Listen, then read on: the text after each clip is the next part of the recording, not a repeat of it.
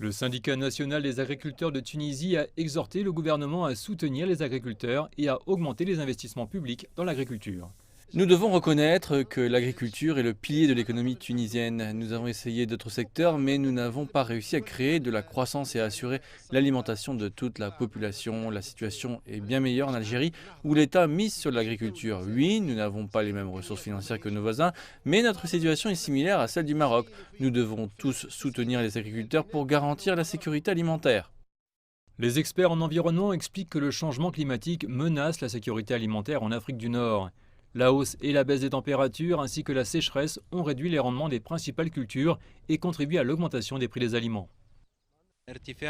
Le prix d'une tonne de céréales a augmenté de plus de 105 dollars en moins de 3 mois. Cette année, il augmentera encore l'année prochaine à cause du changement climatique. C'est pourquoi la Tunisie, l'Algérie et le Maroc doivent opter pour un autre mode de production agricole qui s'adapte au changement climatique en adoptant une agriculture intelligente face au climat.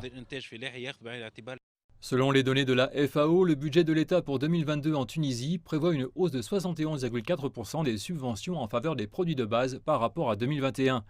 Le gouvernement algérien a alloué 1,3 milliard de dollars de son budget 2022 à la subvention des céréales, soit une hausse de 8% par rapport à l'année dernière.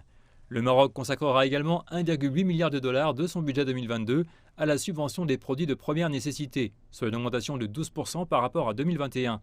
Les économistes estiment que les gouvernements doivent repenser le système de subvention des produits alimentaires de base. Les estimations montrent que seulement 12% du total des subventions en Tunisie atteignent ceux qui en ont besoin. Les chiffres varient dans la région, mais c'est un gaspillage d'argent public et c'est injuste pour les pauvres. Le système de subvention alimentaire est un vrai problème et un piège qui ruine les finances publiques. Les États doivent sortir de ce piège en réorientant les subventions. Les analystes soutiennent que la Tunisie, l'Algérie et le Maroc envisagent de nouvelles augmentations des budgets de subvention des produits de base en 2022 pour préserver le pouvoir d'achat de millions de citoyens.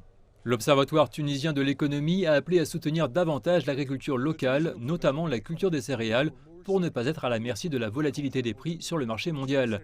Cette stratégie est nécessaire pour que la Tunisie, l'Algérie et le Maroc rétablissent leur souveraineté alimentaire et allègent le poids des subventions aux produits de base.